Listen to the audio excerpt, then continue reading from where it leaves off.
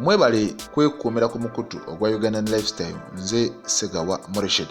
Kale tugenda kubeera nga tunuulira amawulire agali mugana wange mu entertainment, politics kosa n'ebyentalo byonna tubitegeere, naago agakwatagana ku bulamu obwa bulijjo byonna mu mboozi eno ngenda kubeera nga mbikubuulira mbikuleetedde.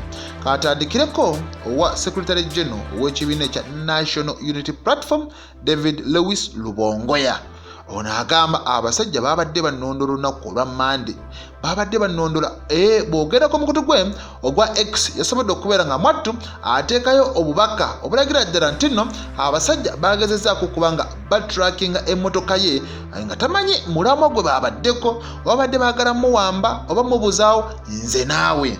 Ono nno agambye nti kino teyasoose okubeera nga akyegendereza paka yasobodde okubeera nga afuluma woofiisi za NUP awo e Makerere Kavule. Kati bw'atyo bwe yageze maaso n'okubeera nga avaayo yakutte gage n'atamanya nti nno omuganda wange abasirikale mbu bigambo bya Lewis Lubongoya batandise okubeera nga bakuba emmotoka ye ebifaananyi era ne balabibwako nga bakuba amasimu ag'okumukumu. Kati mu mbeera bw'etyo ono ye yakozesezza ntambula ndala bali eri nabo ne balobera ku mmotoka endala. Kati eno emmotoka nti basobodde okubeera nga bwe batyo bagisalako okuliraana ekitundu ekya Kisaasi. Awo bagisaliddeko babagamba mujje bakuŋŋaanye nga balowooza nti mbuye mwali, naye babadde disappointed nnyo okulaba nti ekyamazima teyabaddemu okuleka munne munywanyi wamanyikiddwa nga Norbert aliho yasobodde okubeera nga mwattu emmotoka eno agibeeramu bulungi nnyo nnyini ddala. Nti bamubuuzizza mukama we aliwa, tubuulire mukama wo aliwa, n'abagamba ekituufu kiri nti nze simanyi gyali, Lubongoya simanyi gyali, simanyi nabye mukwatako, munneesonyiwe mundeke. Butereevu nabo ne basobola okubeera nga bavuga ne bagenda nga bakitegedde nti omusajja munda taliimu. Era ono yageza maaso n'okubeera nga ayongera okunnyonnyola n'agamba nti abasajja baneeno babadde bakutte ebyokulwanyisa era bajjidde mu drone, era eno drone yasobodde okubeera nga mwattu esalako emmotoka ye, bagguddewo enzigi n'endabirwamu oba n'amadinisa ne batandika okuba nga babuuza ssebo tunnyonnyole tubuulire. Kati bw'atyo n'asobola okubeera nga avumira ebikolwa ebyageze maaso n'okubeera nga muganda wange bituusibwa k'oyo aliho kussa muganda wange n'emmotoka ye okugitrackinga nga tebakimanyi ti si muzi wa misango, era yapositize n'ateekayo n'agamba we are not criminals. Bw'oba mulaba nti tuli ba suspect mwali badde mugenda maaso okuba nga mutuggulako emisango ne mutuvunaana ng'ensi yonna emanyi okusinga lwe munaagenda maaso okuba nga mulowooza okutuwamba n'okutubuzaawo. Lubongoya byebyo bigambo byagenze maaso n'okubeera nga ayogera. Secretary General eyeggwanyiza ekifo eky'obubaka bwa Parliament oba Kampala Central agamba nze gwe munandeetera gwe nja okubiisanya naye. Lubongoya Katabu Moses yasobodde okubeera nga agamba nze kaŋŋende kuba Central Mayor, mbeere Mayor owa Central Division, butereevu mukama wange mulekeri kuba MP. Kati Katabu Moses bw'atyo yasobodde okubeera nga amuyirawo omubiri n'agamba tuli bawamu ate ono mukama wange lwaki mbeera mwesimbako. Kati noono bw'atyo yasobodde okubeera nga yeeyogerako n'agamba abasajja bageze maaso n'okubeera nga bannondola buli gye ndaga naye nayise oba nabayise kulitalaba. Kati NUP era eyongedde okubeera nga eyongezaayo ennaku z'omwezi zegenda okubeera nga mwattu ekomako okuŋŋaanya empapula zaabo abeegwanyiza ebifo eby'enjawulo. Njagala nkubulire bano balangiridde, jjukira basusse ne bagamba nti bikomekerezeddwa olunaku olw'ejjo. Kati bwe twogerera leero mu lutuula lwa bannamawulire basobodde okuba nga bagamba nga ennaku z'omwezi 25 omwezi ogw'omusanvu gwe tugendamu lwe lunaku lwe bagenda okubeera nga baggalawo. Kino nno bakyesigamiza ku nsonga ez'enjawulo. Bagamba bantu bangi nnyo abatannaba okubeera nga beeteekateeka empapula zaabwe nga ziri muganda wange mu UNEB, era nga Ministry of Education ekyagenda maaso okuba nga abamu ebakandaaliriza okubeera nga ebawa empapula ezo.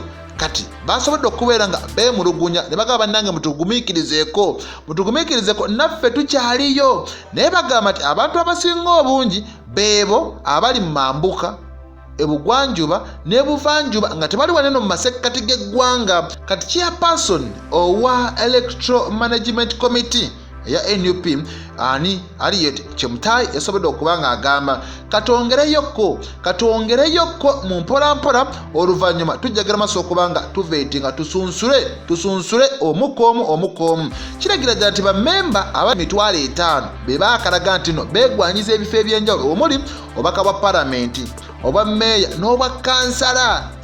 Kitegeeza local government baagala neeno omuganda wange mu regisitule baagala. Kati bwetwogerera abantu 5,000 buli omu agamba nina ekifo kye neewulira era nkakasa nsobola okubeera nga mbiisanya, nsobola okwesimbawo paka nga mpangudde bannange mumpe kaadi nze asinga bonna nze abakira. Kale nsonga za kweyagaliza, buli omu agamba nze asinga ku balala, buli omu agamba bannange mundabiranga ddala kakaadi ako nkeetaaga. Bunkenke bwerere ye mugana wange Honorable Mathias Empuuga naye ageze maaso n'okubeera ng'agamba nange ekyange kyendiko kiri ku mulamwa ensonga ze naye akyazitambuliza ddala. DF Mwattu nayo ezze emazeeko. Omusajja tapowa agamba akabanja tujja kagabana, akalulu tujja kagabana. Wekiba nti Buganda nupu Buganda Kyagulanyi fe abaakuleeta nga bwe bagamba, naye fe abaakuleeta tujja kuzzaayo kubanga tubategeera mugaso gwaffe. Kale obutakkaanya bukyaliwawo mu byobufuzi, buli muntu asika ne munno omugwa. NRM egamba nupu tujja nupu egamba naffe entebe ekyamazima twagala tugituuzeemu pulezidenti waffe Robert Kyagulanyi Ssentamu. Kale nsonga za kusikangana mugwa, nsonga za kweraga lyanyi, nsonga za kulaga ani yaani. Ye president w'eggwanga Yoweri Kaguta Museveni ono bagenda maaso n'okuba nga bamugamba ssebo vaayo oyogere ku nsonga z'olutalo wakati w'eggwanga era Isirayiri ne Iran. Kyaddaaki ono yageze maaso n'okubeera ng'avaayo n'agamba ensonga ezo kale nziwuliriza era nzigoberera era nziraba naye kambabuulire endowooza yange ku nsonga zino zonna. Era ono yagambye nti no bwe tugenda maaso n'okubeera nga tugoberera ebyafaayo twalibadde tubikwata mpola nnyo nnyini ddala. Ono kati yakyeyalinga olukiiko lwa Non-Aligned Movement oba NAM bw'atyo yasobodde okuba nga abaako byayogera ennaku z'omwezi 22 omwezi guno gwe tulimu, n'agamba kambabuulire bano ekibatta ababiri kitono nnyo. N'agamba tosobola kugamba nti Palestine awo si weerina okubeera, ekyo kikyamu nnyo nnyini ddala. Ate ne Iran teyinza kugamba nti Isirayiri teyina kubeerawo, ekyo nakyo kikyamu nnyo nnyini ddala. Isirayiri okugamba nti Palestine oba Abapalestine tebalina kubeeraawo kikyamu.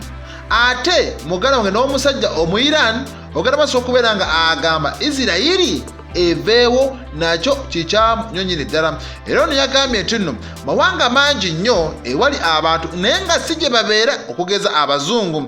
N'agamba nti no Americas eyo nno waaliyo balala okugeza nga Red India, Australia nayo waaliyo bannansi abaayo. Kati bonoonya abaliyo basigalira batono nnyo abasinga obungi bazungu. South Africa nayo waliwo abaddugavu ne tulaba ng'Abadaachi basensera. Kati nti bw'otunye emyaka 400 emabega abantu bazzenga beesenza mu mawanga ag'enjawulo naye ng'ate si ensonga ey'amaanyi ennyo eri awo, wabula ekisinga obukulu kugenda maaso okubeera nga bakkaanye buli kimu kisobole okuba nga kitambula nga bwe kiteekeddwa okubeera nga kitambula. Omusajja yalaze nti ensonga ezo zirimu wakati. Siina gyengwa, siwagira Isirayiri, siwagira Iran, wabula ekibalwanya nsonga ntono nnyo nnyini ddala. Nze Ssegaba Rashid, mwebale nnyo, mwebalire ddala.